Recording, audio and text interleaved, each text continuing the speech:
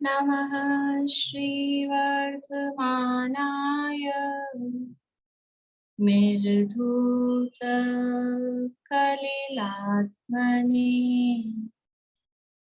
सालोकानां त्रिलोकानां यद्विद्यातर्पणायति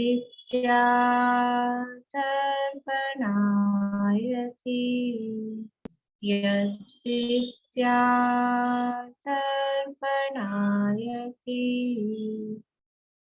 सकल पाप मल प्रक्षालक श्रीवर्धमान को करुण नमन लोकालोक प्रकाशित कर जिनकी विद्या है दर्पण जिनकी विद्या है दर्पण। श्लोक पाठ करेंगे।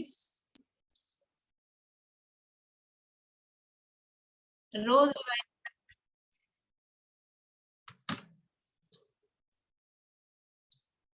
रत्नगण शावकाचार नामक के ग्रंथ है और इसके अंतर्गत सम्यक दर्शन अधिकार में सम्यक दर्शन की उत्पत्ति की प्रक्रिया की चर्चा भी हमने प्रारंभ की है। सम्यक दर्शन के भेद देखे। सम्यक दर्शन कल हमने देखा था, जो तत्वार्थ सूत्र के आधार पे जो जानने के उपाय बताए गए हैं, उन आधार पे हमने क्या क्या देखा है। विधान देखा है, काल देखा है, स्वामित्व देखा है, निर्देश तो उसका नाम जो कहा है वो निर्देश है ही। तो अब ये किसको प्राप्त हो सकता है? देखो, एक तो स्वामित्व है कि सम्यक दर्शन प्रकट हो चुका, तो वो प्रकट किसको हुआ, वो है स्वामित्व। अब यहाँ जो हम चर्चा कर रहे हैं कि प्रथमोपशम सम्यक किसको प्राप्त हो सकता है, तो प्रकट होने से पहले उसमें क्या योग्यताएं होनी चाहिए, उसकी चर्चा यहाँ की जा रही है। सम्यक का मतलब यहाँ मुख्य रूप से प्रथमोपशम सम्यक से ही लिया जा रहा है, और ये जो उत्पत्ति की कंडीशंस जो बताई जा रही हैं, ये प्रथमोपशम सम्यक की ही कंडीशंस बताई जा रही हैं। शिवोपशम सम्यक में और शायिक सम्यक में थोड़ा थोड़ा अंतर इनमें पड़ेगा। ये जो एलिजिबिलिटी या योग्यताएं बताई जा रही हैं, ये प्रथमोपशम सम्यक की प्राप्ति के लिए बताई जा रही है। तो सबसे पहली शर्त क्या है? प्रथमोपशम सम्यक किसको होगा? सबसे पहली क्वालिटी क्या है?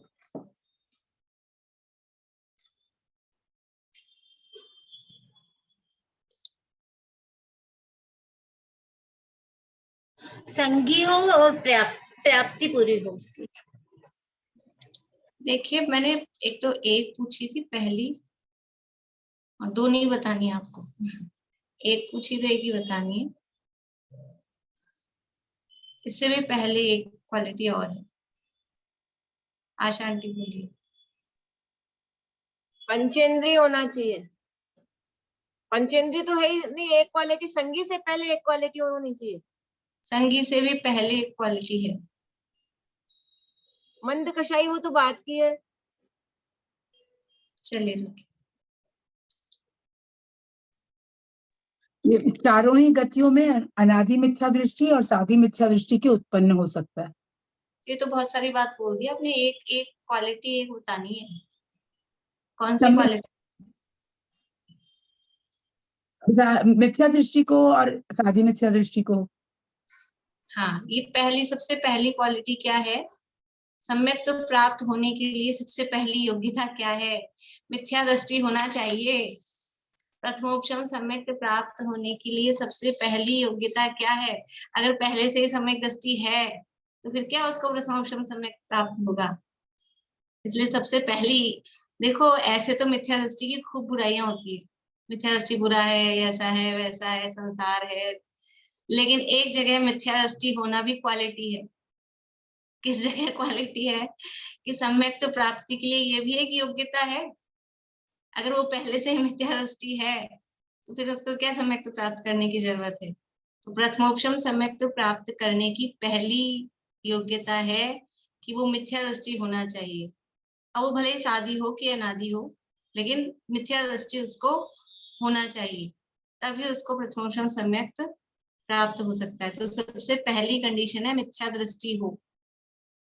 फिर दूसरी कंडीशन क्या है कि चारों गतियों में से कोई भी गति का हो वो चलेगा, लेकिन संगी होना चाहिए।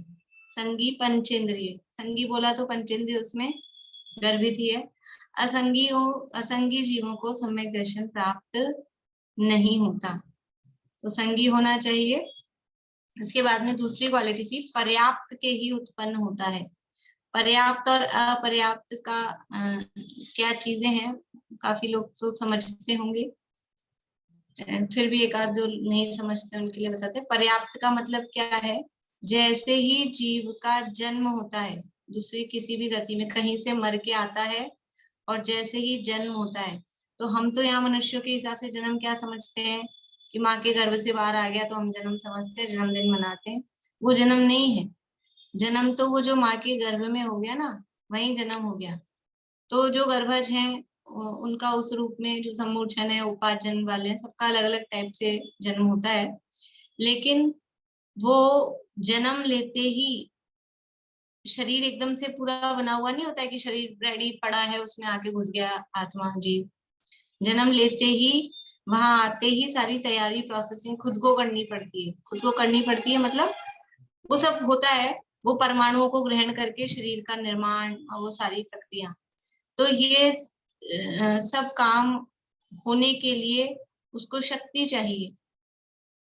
जीव को शक्ति चाहिए अपने शरीर बनाने की, इंद्रियां बनाने की, भाषा बनाने की, मन बनाने की, जो जितना जैसा है वो सब करने के लिए वो शक्ति चाहिए।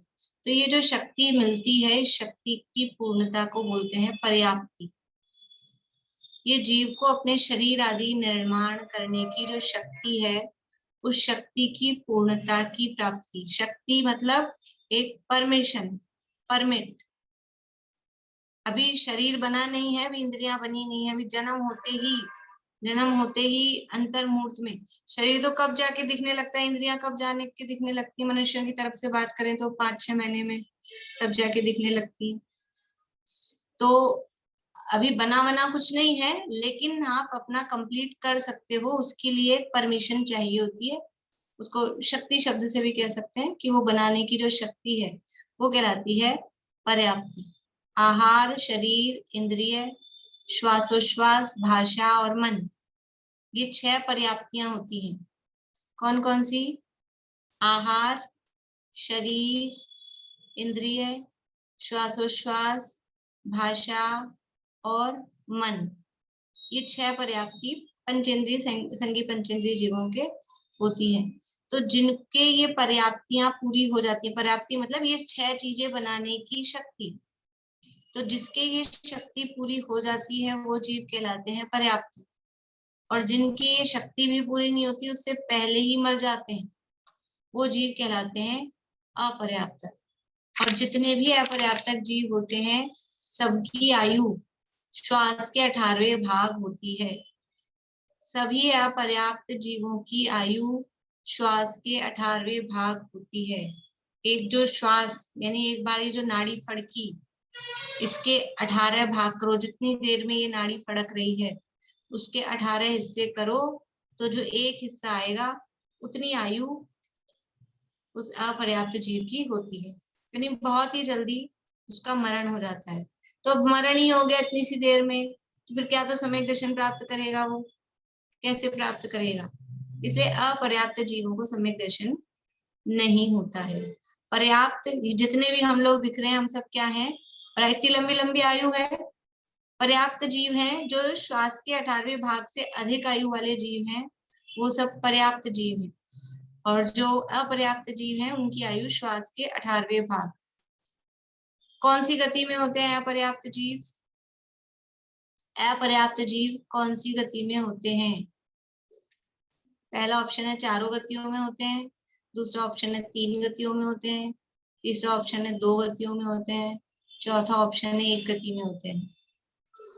चारों में उल्टा चलाया मैंने, मतलब समझ लो ऐसा समझ लो, 4 में होते हैं कि 3 में होते हैं कि 2 में होते हैं कि 1 में होते हैं, वो सही है, सीधा सीधा जवाब। 1 गति में होते हैं, 2 में होते हैं, 3 में होते हैं कि 4 में होते हैं। अपर्याप्त जीव 2 गतियों में आप लोग जवाब दे रहे हैं, 2 गतियों में होते हैं। कौन कौन सी 2 गतियां? देव और नरक? देव और नरक नहीं, तो देव और मनुष्य नहीं, तो देव और तिर्यंच। ऑप्शन तो बहुत सारे बन जाएंगे, फिर नरक के साथ बनाएंगे नहीं, तो आप लोगों को पता है, यानी मनुष्य और तिर्यंच। केवल मनुष्य और तिर्यंच गति में ही अपर्याप्त जीव होते हैं, नारकी और देव सभी पर्याप्त ही होते हैं। यानी मनुष्य और तिर्यंच का मतलब क्या हुआ? कितने इंद्रिय जीव? मनुष्य भी अपर्याप्त होते हैं और तिर्यंच भी अपर्याप्त होते हैं। इसका मतलब पंचेंद्रिय भी अपर्याप्त होते हैं, क्योंकि मनुष्य सभी पंचेंद्रिय हैं। इसके अलावा तिर्यंचों में 1 इंद्रिय भी, 2 इंद्रिय भी, 3 इंद्रिय भी, 4 इंद्रिय भी, असंगी पंचेंद्रिय भी, ये सब भी अपर्याप्त इनमें भी होते हैं। ठीक है, यानी 5 इंद्रियों वाले जीव भी अपर्याप्त होते हैं और मनुष्य भी अपर्याप्त होते हैं। सारे ही मनुष्य अपर्याप्त होते हैं क्या? नहीं, हम क्या दिख रहे हैं? अगर सारे ही अपर्याप्त होते हों तो सारे नहीं होते, लेकिन फिर भी मनुष्यों में भी, यानी अपर्याप्त होते हैं का मतलब कुछ मनुष्य ऐसे भी होते हैं जिनकी आयु इतनी सी होती है, श्वास के 18वें भाग, वो अपनी शक्ति, शरीर बनाने की परमिशन भी उनको नहीं मिलती है, शरीर तो बनता ही नहीं है, उससे पहले ही उनका मरण हो जाता है। तो ऐसे अपर्याप्त जीव भी मनुष्य गति में होते हैं और वो माता पिता के निमित्त से उत्पन्न नहीं होते, वो सम्मोचन होते हैं, वातावरण से परमाणु ग्रहण करके उनकी उत्पत्ति हो जाती है। तो ये सम्यक दर्शन है। पहली बात, संगी के ही होता है, असंगी के नहीं होता है। अब पर्याप्त जीवों के ही होता है, अपर्याप्त जीवों के नहीं होता। कोई सा भी सम्यक दर्शन, ये तो प्रथमोपशम की बात चल रही है, कोई सा भी सम्यक दर्शन ना तो असंगी जीवों को हो सकता है, ना अपर्याप्त जीवों को हो सकता है उत्पन्न। देखो, अपर्याप्त में भी यहाँ लब्धि अपर्याप्त की बात चल रही है। थोड़ा बहुत यानी पिछला ज्ञान जो है ना अपना, वो इसमें काम आएगा, क्योंकि अपर्याप्त जीव भी 2 प्रकार के होते हैं। एक तो ऐसे अपर्याप्त कि जो कंप्लीटली अपर्याप्त हैं, जिनको लब्धि अपर्याप्त बोलते हैं, जिनकी पर्याप्तियां कभी पूरी नहीं होंगी, एक तो वो अपर्याप्त। और दूसरे अपर्याप्त जीव ऐसे होते हैं जो अभी प्रोसेसिंग में हैं, अभी अपर्याप्त हैं, लेकिन उनकी पर्याप्तियां पूरी हो जाएंगी, क्योंकि पर्याप्तियां पूरी होने के लिए टाइम लगता है, अंतर्मूर्त काल लगता है। तो वो जो अंतर्मूर्त काल लग रहा है, उतनी देर तो वो जीव अपर्याप्त ही है, लेकिन उसको बोलते हैं निवृत्ति अपर्याप्त। जब तक पर्याप्तियां पूरी हो रही है, अभी काम चल रहा है, तो वो जीव कहलाता है निवृत्ति अपर्याप्त। यदि पहले भी अपन पढ़ चुके हैं, लेकिन फिर भी कुछ लोग भूल जाते हैं, कुछ लोग नए होते हैं। अपर्याप्त, अपर्याप्त जीव 2 प्रकार के हैं, एक है लब्धि अपर्याप्त और दूसरे हैं निवृत्ति अपर्याप्त। ठीक है, लब्धि अपर्याप्त, इसको संधि सहित लिखते हैं तो आपको ऐसा भी शब्द मिलेगा, लब्धि अपर्याप्त, ऐसा भी लिखा हुआ मिलेगा शास्त्रों में, लब्धि अपर्याप्त। और ये भी संधि सहित करके निवृत्ति अपर्याप्त, ऐसा। तो ये लब्धि अपर्याप्त कौन है? ये जो श्वास के 18वें भाग में जिनका मरण हो जाता है। तो सामान्य रूप से जब भी अपर्याप्त शब्द कहा जाता है तो उसका अर्थ होता है लब्धि अपर्याप्त। यहाँ जो कहा गया है कि सम्यक दर्शन पर्याप्त को ही होता है, अपर्याप्त को नहीं, तो वो अपर्याप्त का मतलब क्या है? लब्धि अपर्याप्त, अर्थात जिनकी आयु श्वास के 18वें भाग ही है, जिनकी पर्याप्तियां कभी पूरी नहीं होती हैं, पर्याप्ति पूरी होने से पहले ही जिनका मरण हो जाता है। और निवृत्ति अपर्याप्त कौन होते हैं? कि अभी जिनकी पर्याप्तियां अभी पूरी नहीं है, लेकिन इनकी पर्याप्तियां थोड़ी देर बाद ही पूरी हो जाएंगी और श्वास के 18वें भाग से अधिक उनकी आयु होगी। भले ही उनका भी मरण हो जाए जल्दी, लेकिन पर्याप्तियां तो पूरी होंगी ही। पर्याप्तियां पूरी होने से पहले इनका मरण नहीं होता है, तो ऐसे जीव कहलाते हैं निवृत्ति अपर्याप्त। जो अभी प्रोसेसिंग में चल रहे हैं। तो ये भी यद्यपि अपर्याप्त दिख रहे हैं, लेकिन इनको सामान्य रूप से अपर्याप्त नहीं कहा जाता है। सामान्य रूप से जब विशेष प्रकरण होते हैं तो इनको भी अपर्याप्त में लेते हैं, लेकिन सामान्य रूप से अभी जैसे यहाँ जो चर्चा चल रही है उसमें अपर्याप्त का मतलब है लब्धि अपर्याप्त। और अभी मैंने जो कहा कि तीनों ही सम्यक दर्शन अपर्याप्त को नहीं होते, तो वहां मतलब ये है लब्धि अपर्याप्त, क्योंकि निवृत्ति अपर्याप्त दशा में क्षयोपशम और शायिक सम्यक दर्शन होते हैं। लेकिन प्रथमोपशम सम्यक दर्शन तो कोई सी भी अपर्याप्त दशा में नहीं होता है। प्रथमोपशम सम्यक दर्शन, प्रथमोपशम सम्यक दर्शन लब्धि अपर्याप्त को तो होता ही नहीं है, निवृत्ति अपर्याप्त दशा में भी प्रथमोपशम सम्यक दर्शन नहीं पाया जाता है।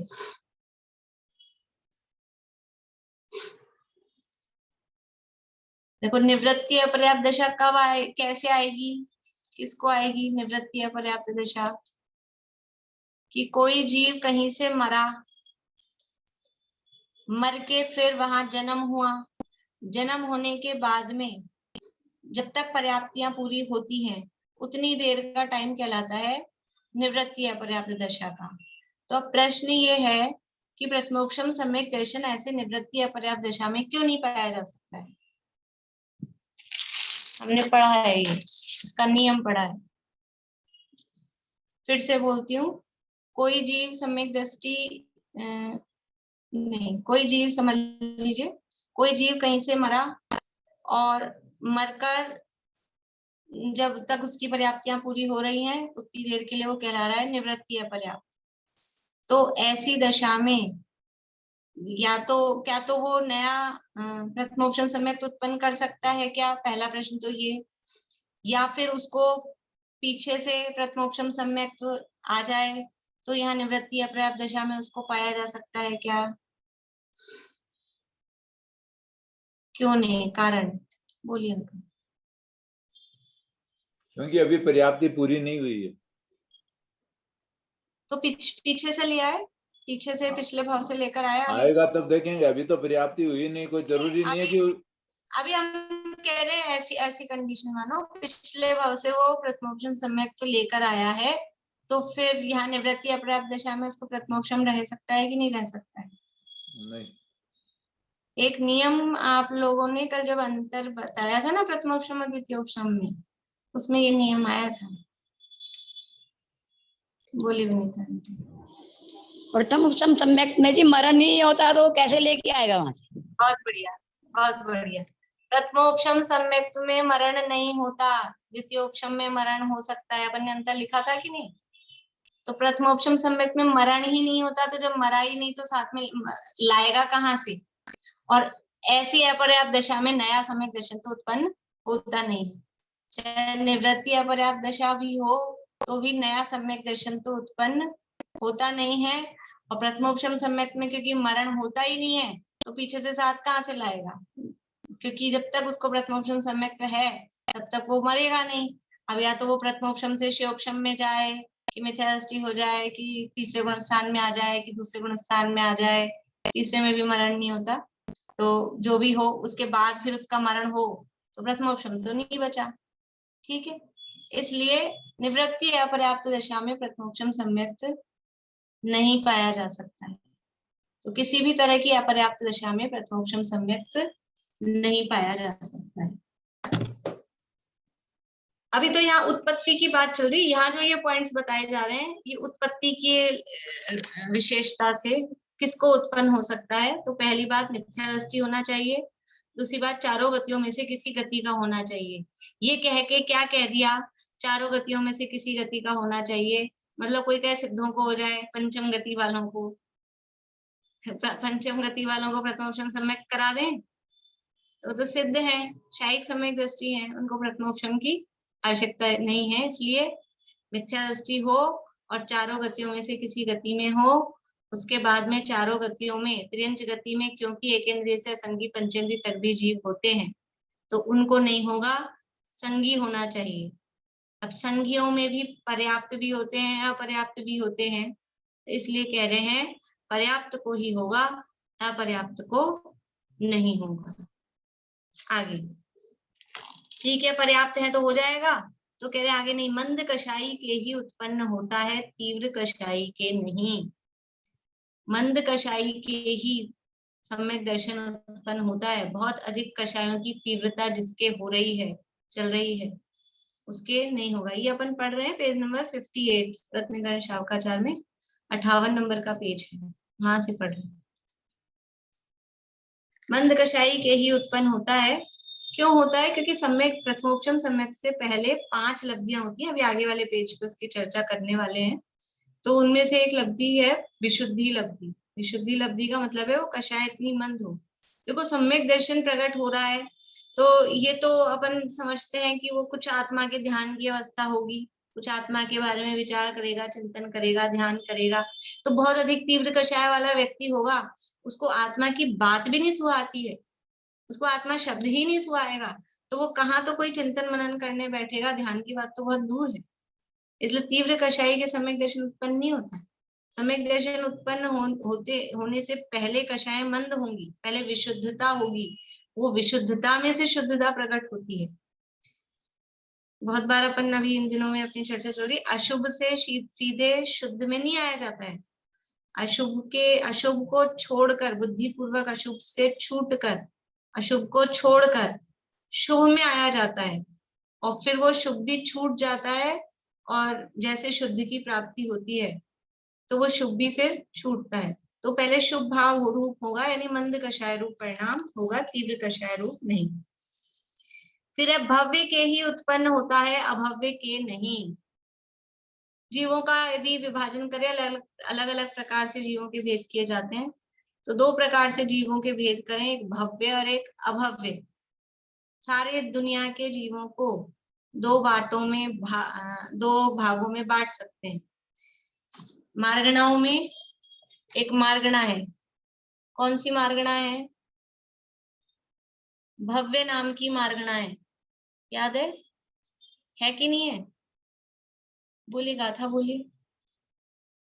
कई इंद्रेषु जोगे वेदे कषाय फिर से कई इंद्रेषु जोगे कई बोलिए। गैंडी सुकाये जोगे वेदे कसाय नाणे संयम गैंडी सुकाये जोगे वेदे कसाय नाणे संयम संलेष्या भव्या सम्मत सन्नि आहारे। इसमें भव्यत्व मार्गणा, भव्या है ना, भव्या भव्यत्व मार्गणा। भव्यत्व मार्गणा के कितने भेद हैं? भव्यत्व मार्गणा के 3 भेद हैं।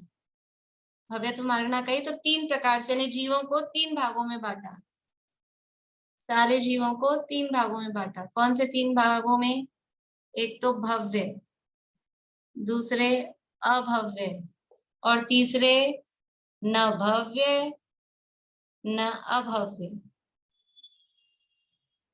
ये 3 तरह के जीवों के विभाजन करने के अलग अलग तरीके हैं। जैसे अपन ने संग्रह व्यवहार न्याय की बात जब चल रही थी, तो अपन ने पढ़ा था भाई जीव 2 प्रकार के बांटे अपन ने, संसारी और मुक्त। उसकी जगह सारे जीवों को इस तरह बांट सकते हैं, भव्य अभव्य और न भव्य न अभव्य, ऐसा। तो भव्यता की अपेक्षा से देख रहे हैं, भव्य किसे कहते हैं? भव्य का मतलब है, भू धातु से बना है। भव्य का मतलब है होने योग्य। क्या होने योग्य? कि सिद्ध होने योग्य, मुक्त होने योग्य जो है वो कहलाता है भव्य। यानी जो जीव मोक्ष जाने की योग्यता रखता है, जिसमें मोक्ष जाने की एबिलिटी है। भव्य का मतलब है होने योग्य, योग्यता की बात है।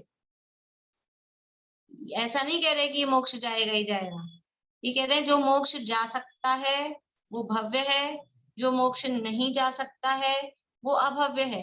अब मोक्ष जाने के लिए अपन मतलब उसी को दूसरे शब्दों में बोल देते हैं जो सम्यक दर्शन प्रकट कर सकता है, क्योंकि अगर सम्यक दर्शन प्रकट कर लिया तो भी वही बात है, मोक्ष जाएगा ही जाएगा। इसलिए चाहे सम्यक दर्शन प्रकट करना बोलो, चाहे मोक्ष जाना बोलो, चाहे मुक्त होना बोलो, चाहे सिद्ध होना बोलो, एक ही बात है, वो अंतर नहीं है, शब्दों का अंतर है। तो जो मुक्त होने योग्य हैं वे भव्य, और जो मुक्त होने योग्य नहीं है वे अभव्य। ठीक है, तो ये जीव इस तरह से दो प्रकार के हैं। ये तीसरे कौन से हैं? न भव्य न अभव्य, ऐसे कौन से जीव हैं? ये तीसरे टाइप के जीव कौन से आ गए? न भव्य न अभव्य।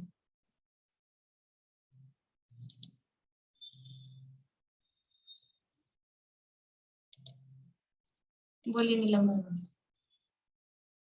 मिथ्या दृष्टि।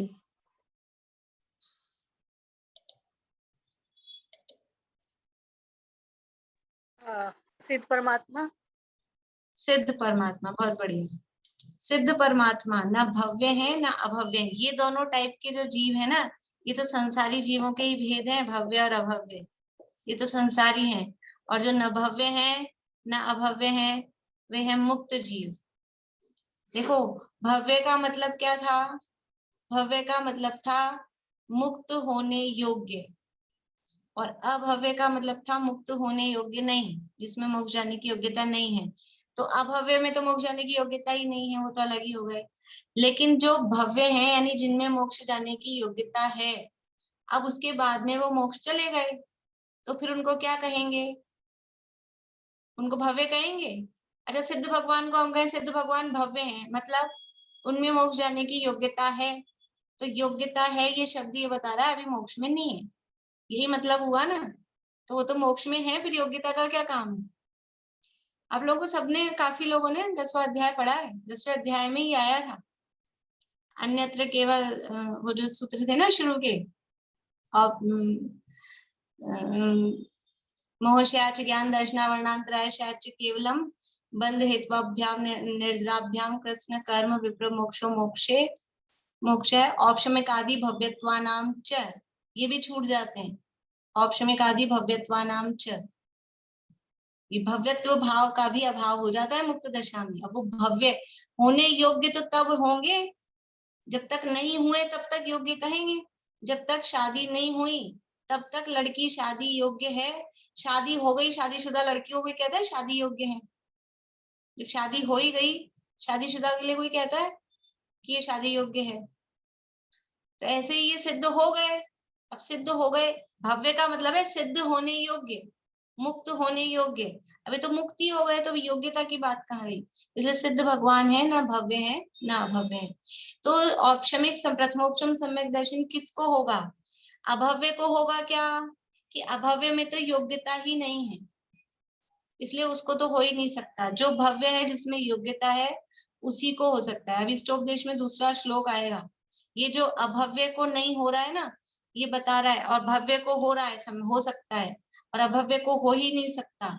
इससे ये, इसमें ये सिद्धांत है जो अपन ने शुरू में पढ़े थे वहां पॉइंट्स, कि कार्य उपादान की योग्यता से ही होता है।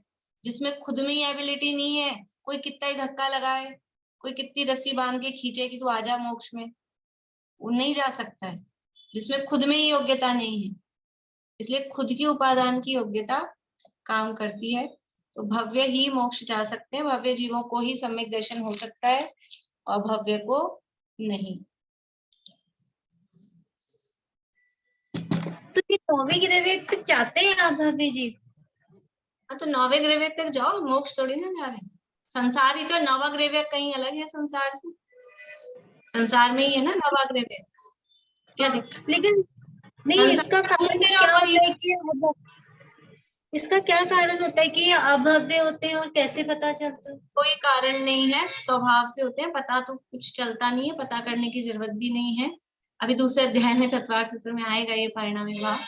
बिना किसी कर्म के उदय से अपने आप ही स्वाभाविक रूप से ऐसे ही किसी में इसी तरह की योग्यता होती है। लेकिन सामान्य रूप से हम देखना चाहें तो जिनको ये तत्व की बात सुहाती है वो तो भव्य है, और जिनको ये तत्व की बात नहीं सुहाती है वो अभव्य है। सामान्य रूप से ये अपन देख सकते हैं। बाकी किसी का कुछ दूसरों का तो अपने को देखना भी क्या है, और हमको अपने अंदर से, हमको अपनी आत्मा की बात सुहा रही है, तो हम तो निश्चित रूप से भव्य है, ये हमको मानना चाहिए। बाकी पता वता तो किसी को क्या करना है अपने को। बोलिए। भव्य में भी तो धुरांधुर भव्य होते हैं ना, जैसे विधवा स्त्री है वो।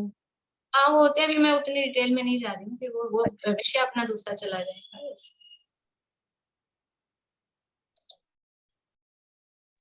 मैम मेरा भी यही क्वेश्चन था कि दुरांधुर भव्य को फिर किस में लेंगे, मतलब पार्ट वाइज बोलेंगे तो भव्य ही कहेंगे, तो भव्य ही कहेंगे।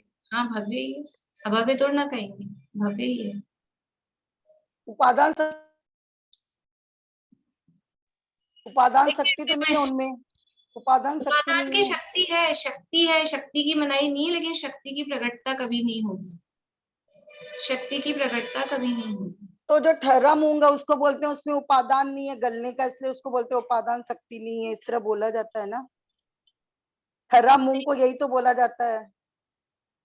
थोड़ू मूंग तो अभव्य है, थोड़ू मूंग तो अभव्य है, और ये जो दूरानुदूर भव्य है वो तो, मूंग तो अच्छा था लेकिन वो कहीं गिर गया, नाली में चला गया, कुकर में नहीं डल पाया, वो वाला है। अभी मैं इसको मेरे को ये नहीं समझाना है, अभी भव्य अभव्य के भेद प्रभेद नहीं समझाना, मुझे तो अभी केवल यहाँ जो शब्द आए थे उतना सा बताना था, और भेद प्रभेद अपन पढ़ेंगे जब आएगा भव्य अभव्य का प्रकरण तत्वार सूत्र में, तब पढ़ेंगे। नहीं फिर विषय अपन अपना दूसरा ही चला जाएगा, वो बताने लग जाएंगे। देखिए, तो भव्य के ही उत्पन्न होता है, अभव्य के नहीं। फिर है नेक्स्ट पॉइंट, गुण दोष का विचार सहित साकार उपयोग जो ज्ञानोपयोग युक्त के ही उत्पन्न होता है, दर्शनोपयोगी के नहीं। देखिए, जीव का लक्षण उपयोग है, उपयोग लक्षणम कहा गया है, जीव उपयोग लक्षण वाला है। उपयोग का मतलब क्या? उपयोग के अनेक अर्थ होते हैं। एक तो उपयोग हम इस बोर्ड का उपयोग करें, तो उपयोग मतलब यूज लेना होता है, तो वो यूज लेने वाला अर्थ यहाँ नहीं है। और उपयोग का अर्थ यहाँ ये समझ लीजिए जैन दर्शन की टर्मिनोलॉजी है, विशिष्ट, जैसे केवल ज्ञान जो शब्द है ना, तो आप वर्ड मीनिंग निकालेंगे, केवल ज्ञान का अर्थ तो ओनली ज्ञान होता है, लेकिन जैन दर्शन में केवल ज्ञान ये टर्म है, टर्म मतलब उसका एक विशिष्ट अर्थ है कि जो संपूर्ण ज्ञान है, सकल प्रत्यक्ष जो है, उसको केवल ज्ञान कहा गया है। ऐसे ही ये उपयोग, तो उपयोग कहा गया है ज्ञान दर्शन के व्यापार, जो चैतन्य स्वभाव है, ज्ञान दर्शन का जो परिणमन हो रहा है, उसका नाम उपयोग है। ये भी अभी दूसरे अध्याय में तत्वार्थ सूत्र में 8वां सूत्र आएगा, उपयोगो लक्षणम। ये उपयोग है, ज्ञान दर्शन का जो परिणमन है, ये जीव का लक्षण है, तो ये जीव में निरंतर होता है। और ये उपयोग दो प्रकार का है, जो उसकी स्वरूप में ही कहा है, ज्ञान दर्शन का परिणमन या ज्ञान दर्शन का व्यापार, तो ये उपयोग भी दो प्रकार का है, एक ज्ञानोपयोग और एक दर्शनोपयोग। देखो, उपयोग शब्द अपन कम से कम जो स्वाध्यायी लोग हैं, थोड़ा बहुत पढ़ते सुनते हैं, वो अपन लोग इस उपयोग शब्द का प्रयोग करते रहते हैं। जैसे कि आपका उपयोग कहाँ गया, ऐसा बोलते हैं अपन कभी कभी। ध्यान के लिए भी अपन उपयोग शब्द बोलते हैं कि कोई बात सुनी नहीं, तुम्हारा उपयोग किधर है, ऐसा बोलते हैं। तो उपयोग का मतलब क्या है, हम थोड़ा सा गहराई से सोचिए, जब हम किसी को कह रहे हैं तुम्हारा उपयोग कहाँ है, आज तो मेरा उपयोग ही नहीं लगा, बोलते हैं मेरा उपयोग बिल्कुल नहीं लगा आज तो ये उपयोग नहीं लगा, ये क्या चीज नहीं लगी, क्या चीज नहीं लगी, तो वो मेरा ज्ञान नहीं लगा। हम मतलब क्या होता है इसका, मेरा उपयोग नहीं लगा कि मेरा उपयोग कहीं चला गया, मेरा उपयोग दूसरी जगह था, तो क्या था दूसरी जगह, उपयोग में क्या, मेरा ज्ञान। ध्यान भी क्या चीज है, मान लो मेरा ध्यान नहीं था, ऐसा कहो उपयोग को, तो ध्यान क्या चीज है, ध्यान भी तो ज्ञान की ही पर्याय है, ज्ञान की पर्याय का नाम ही, ज्ञान की कंटिन्यूटी का नाम ही ध्यान है। और क्या ध्यान है, ध्यान से सुनो का मतलब क्या होगा, ध्यान से सुनो कहते हैं तो ऐसे बैठ जाते होंगे सब लोग, ऐसे बैठ जाते हैं। ध्यान से सुनो का क्या मतलब है कि वही अपना जो जितना ज्ञान था वो सारा एक जगह लगाना है, कंसंट्रेशन, तो वो उपयोग ही है। तो उपयोग क्या है, ज्ञान दर्शन का जो परिणमन चल रहा है, जो हमारी परिणति चल रही है, उसको व्यापार शब्द से कहा है, ज्ञान दर्शन के व्यापार को उपयोग कहते हैं। तो ये दो प्रकार का है, एक ज्ञानोपयोग और एक दर्शनोपयोग। इसमें दर्शनोपयोग का क्या स्वरूप है, जो दर्शन गुण है वो ही समझ लो, उसी का परिणमन वो दर्शनोपयोग है। तो दर्शन गुण और ज्ञान गुण, दो गुण आत्मा में होते हैं, दर्शन गुण किसे कहते हैं? दर्शन गुण किसे कहते हैं?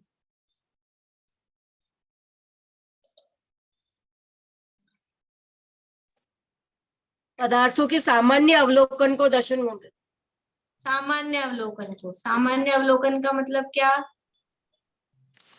कि मतलब विशेष को नहीं देखता है, मतलब सारा एक चीज को नहीं देख के सारी चीजें देखता है, जैसे एक विशेष को नहीं देख के और पदार्थों में भेद नहीं करता, केवल उनको बस है ऐसा, कोई उसमें ये क्या है क्या नहीं है ऐसा कुछ भेद नहीं, बस सामान्य अवलोकन।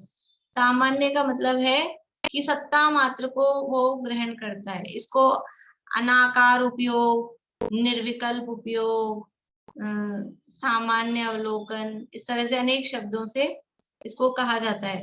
तत्वार्थ सूत्र में भी चर्चा आएगी और द्रव्य संग्रह में शुरू की गाथाओं में, तीसरी चौथी गाथा में ये प्रकरण सब दिया था, और भी अलग अलग जगह आता रहता है, मोक्षा प्रकाशित में भी था। तो ये दर्शनोपयोग का मतलब है कि जो कोई भेद करके नहीं जानता, बस वस्तु को, जो दर्शन का अर्थ होता क्या है? शब्दार्थ दर्शन मतलब देखना, दर्शन मतलब देखना, लेकिन हम जिसे देखना समझते हैं वो देखना या देखना नहीं है। हम किसे देखना समझते हैं कि ये जो अभी हम कर रहे हैं आंख से देखना, तो दर्शन का अर्थ वहां ऐसा आंख से देखना नहीं है। ये जो आंख से हम देख रहे हैं ये भी जान रहे हैं। देखने का मतलब है जिसमें, यानी दर्शन वाला जो देखना है, दर्शन का अर्थ है कि कुछ अलग कुछ भेद नहीं, बस है इतना जो जान पाए। अब यद्यपि दर्शनोपयोग को समझना, यानी दर्शनोपयोग का जो स्वरूप है वो वास्तव में केवल ज्ञान गम्य है।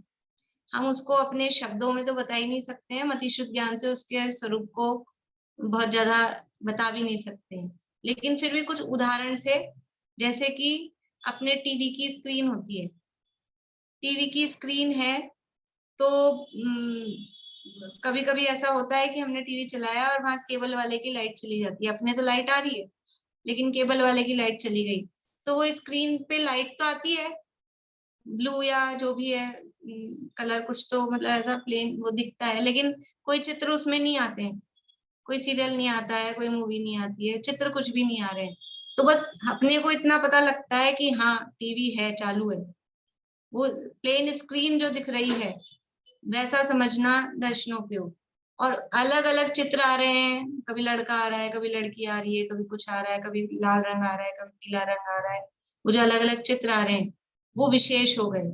तो ऐसा विशेष को अलग अलग को भेद करके जो जानता है वो है ज्ञानोपयोग, और जो सामान्य को जानता है वो कहलाता है, जानता ही शब्द बोल रहे, जो सामान्य को देखता है वो है दर्शनोपयोग। दूसरी तरफ से देखिए और उदाहरण, जैसे कि अपन महावीर जयंती के जुलूस में गए, जयपुर में तो बहुत बड़ा निकलता है, जयपुर वालों को तो कम से कम सब जगह ही निकलता है, लेकिन जयपुर का विशेष होता है, बहुत बड़ा लंबा चौड़ा जुलूस निकलता है। तो अब अपन कहीं चढ़ गए किसी की छत पे ऊपर से देखने, तो अपने को दिखता है बहुत बड़ा बहुत लंबा जुलूस है, छत पे से चढ़ के अपन देख रहे हैं तो दिखता है बहुत लंबा जुलूस है। फिर किसी पूछो पर्टिकुलर किसी व्यक्ति के लिए, आपको वो व्यक्ति दिखे कि नहीं? हम जुलूस दिखा था, बस बहुत लंबा जुलूस था, बड़ी चौपड़ से लेके सांगानेर गेट तक इतना पूरा लंबा चौड़ा जुलूस था, लेकिन एक एक व्यक्ति ये मिले थे क्या, ये दिखे थे क्या, ये दिखे थे क्या, अलग अलग कुछ नहीं। तो ये जो केवल सामान्य देखा कि जुलूस है इतना लंबा, तो ये हो गया दर्शनोपयोग। ये दर्शनोपयोग नहीं है, उदाहरण में समझना है, तो सब ज्ञानोपयोगी। और एक एक को अपन अलग अलग जान पाए कि ये है ये है ये है, तो वो हो जाएगा ज्ञानोपयोग। न्यूज़पेपर में फोटो आए अगले दिन जुलूस की, इतना लंबा जुलूस, पूरे जुलूस को कवर करके इतनी बड़ी फोटो ले ली, तो एक भी आदमी ढंग से नहीं दिखता है, सबके सिर सिर से थोड़े थोड़े से दिखते हैं, तो वो जो सामान्य से दिख रहे हैं वो क्या हुआ? वो दर्शनोपयोग। और जहां एक एक व्यक्ति अलग अलग दिख पा रहा है वो हो गया ज्ञानोपयोग। तो ज्ञानोपयोग है वो विशेष प्रतिभास, उसको साकार उपयोग भी कहते हैं, जो अलग अलग पदार्थों को जानता है। ये जीव है, ये पुद्गल है, धर्म है, अधर्म है, आकाश है, काल है, ऐसा अलग अलग जानता है, वो है ज्ञानोपयोग। और जो बस है इतना मात्र देखता है, वो है दर्शनोपयोग। ठीक है, अब उनके भेद प्रभेद है वो अपन आगे जब आएगा प्रकरण तब देखेंगे। अभी तो यहाँ जो शब्द आए हैं उसके लिए, तो सम्यक दर्शन देखो जीव उपयोग लक्षण वाला है, और ये जो उपयोग लक्षण है जीव का, तो ये कब होता है ये उपयोग? क्योंकि जीव का लक्षण है ना, तो कब होता होगा? लक्षण है तो हर समय ही रहता है, नहीं तो लक्षण कैसे होगा? तो ये उपयोग से रहित तो जीव कभी होता नहीं है। लेकिन द्रव्य संग्रह में अपन ने एक गाथा पढ़ी थी कि जो छदमस्त जीव होते हैं, दंसण पुव्वम नानम छदमत्थाणम, यानी जो छदमस्त जीव होते हैं, छदमस्त का मतलब है अल्प ज्ञानी। हम कैसे हैं? अल्प ज्ञानी है कि पूर्ण ज्ञानी है? अल्प ज्ञानी है।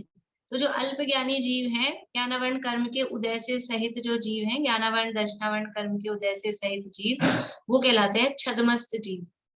तो छदमस्त जीवों को ये दर्शन और ज्ञान दोनों एक साथ नहीं होते, एक समय में एक उपयोग होता है। तो दर्शनोपयोग, फिर ज्ञानोपयोग, फिर दर्शनोपयोग, ज्ञानोपयोग, ऐसा एक के बाद एक होता है। ठीक है, और केवली भगवान को क्या होता है? केवली भगवान को केवल दर्शन और केवल ज्ञान सब एक साथ ही होते हैं, क्योंकि उनको संपूर्ण है, इसलिए उनके में क्रम नहीं पड़ता। तो यहाँ सम्यक जो उत्पन्न हो रहा है, ये छदमस्तों को होगा कि केवली भगवान को होगा? छदमस्तों को होगा ना, पहले ही कह दिया मिथ्या दृष्टि को होना होगा, और चारों गति वाला जीव होगा, तो केवली भगवान अनंत सिद्ध भगवानों को तो होगा नहीं। तो छदमस्तों की बात चल रही है, और छदमस्तों को उपयोग एक समय में एक ही होता है, एक समय में एक ही उपयोग होता है। तो अब ये कह रहे हैं यहाँ पे, प्रश्न ये है कि दर्शनोपयोग में कोई जीव स्थित है उसको होगा, कि ज्ञानोपयोग में जो कोई जीव स्थित है उसको होगा? तो कह रहे हैं दर्शनोपयोग में स्थित वाले जीव को सम्यक दर्शन की उत्पत्ति नहीं होगी, प्रथमोपशम सम्यक की उत्पत्ति, क्योंकि दर्शनोपयोग तो सामान्य अवलोकन कर रहा है, वो तो सबको है जानता है, तो उसको मैं जीव हूं, मैं आत्मा हूं, ऐसा मैं पने का विशेष भेद कहाँ से आएगा? और सम्यक दर्शन की उत्पत्ति में आत्मा की अनुभूति, मैं की फीलिंग, ये मैं हूं, अपनी आत्मा की अनुभूति होगी, तो ये विशेष होगी कि सामान्य होगी? ये तो विशेष हो गया ना, मैं को जाना ना, सामान्य तो सबको जान रहे हैं, लेकिन ये मैं हूं और ये अपना आनंद आया, तो ये विशेष हुआ। इसलिए जो प्रथमोपशम सम्यक उत्पन्न होगा, वो गुण दोषों का विचार सहित साकार उपयोग जो ज्ञानोपयोग युक्त, उसके ही उत्पन्न होता है, दर्शनोपयोगों की के नहीं। गुण दोषों का विचार सहित मतलब वो भेद करके जान रहा है ना, ज्ञानोपयोग भेद करके जान रहा है, गुण है दोष है, ऐसे विचार सहित जो साकार ज्ञानोपयोग युक्त है, उसी के प्रथमोपशम सम्यक तो होता है, और दर्शनोपयोगी के नहीं। कितने पॉइंट हो गए हैं? चारों गतियों में यानी मिथ्या दृष्टि के उत्पन्न होगा, फिर संगी के होगा, पर्याप्त के होगा, मंद कषाई के होगा, और साकार उपयोग युक्त ज्ञानोपयोगी के होगा। ठीक है, इतने अभी ये पॉइंट हुए हैं, 5-6 पॉइंट हुए हैं, बाकी अभी समय हो गया। फिर आगे जागृत अवस्था में ही उत्पन्न होता है, और अनिवृत्तिकरण के अंतिम समय। देखिए यहाँ पे ये लब्धिसार की गाथा है, लब्धिसार में ये गाथा है बिल्कुल, और उसमें ये पॉइंट दिए हैं कि कौन प्रथमोपशम सम्यक तो प्राप्त कर सकता है। तो पहला पॉइंट यही है, चारों गतियों में उत्पन्न होने वाला अनादि अथवा सादी मिथ्या दृष्टि जीव। तो अपन शॉर्ट में कहें तो चारों गतियों के मिथ्या दृष्टि जीव। फिर दूसरा पॉइंट है, तिर्यंच गति में संगी पंचेंद्रिय तिर्यंच, और मनुष्यों में पर्याप्त गर्भज जीव। इसमें ये दोनों को एक में ले लिया, पर्याप्त वाले पॉइंट को भी इसी में ले लिया, नहीं तो 9 बनेंगे, फिर अभी 8 लिए हैं इसमें। तो चारों गतियों में संगी जीव और फिर पर्याप्त, और ये इसमें एक और कंडीशन और है गर्भ, जिसकी चर्चा अपन कल करेंगे। और फिर यहाँ जो अपन ने तीसरा पढ़ा था, विशुद्ध मिथ्या दृष्टि, यानी तीव्र कषाई नहीं हो, तो उसके लिए कहा है विशुद्ध मिथ्या दृष्टि, और साकार ज्ञानोपयोगी और भव्य। इतने पॉइंट अभी अपन ने देख लिए हैं, शेष पॉइंट्स की चर्चा अपन फिर कल करेंगे। ये जितने पॉइंट हो गए हैं उतने सभी याद कर लें अवश्य। इसी के साथ हम यहीं पूरा कर- जय जय। बोली रेखा जी। आप बोले सम्मोचन में ही अपर्याप्तक होते हैं, क्या सभी सम्मोचन अपर्याप्तक होते हैं क्या?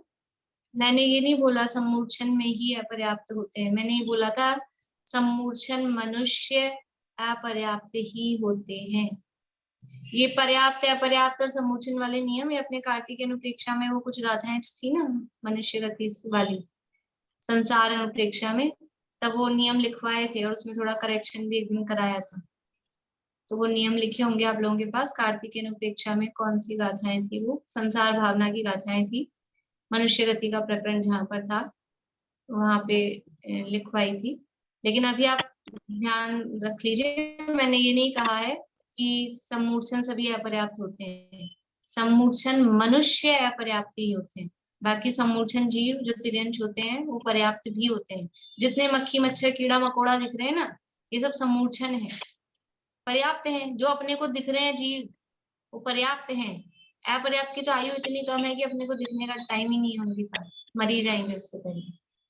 इसलिए ऐसा नहीं है कि सम्मूर्छन जीव अपर्याप्त ही होते हों, सम्मूर्छन मनुष्य अपर्याप्त ही होते हैं।